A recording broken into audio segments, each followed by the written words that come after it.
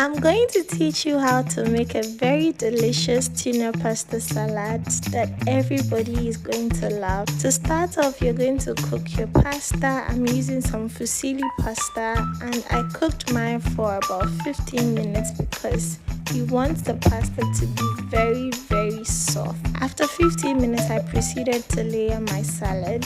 I added some shredded carrots, some cucumber, tomatoes, green bell peppers, some onions, sweet corn, salt and black pepper. And to the main ingredient, my tuna. I'm using the Brunswick tuna with sweet corn. I love this particular one so much.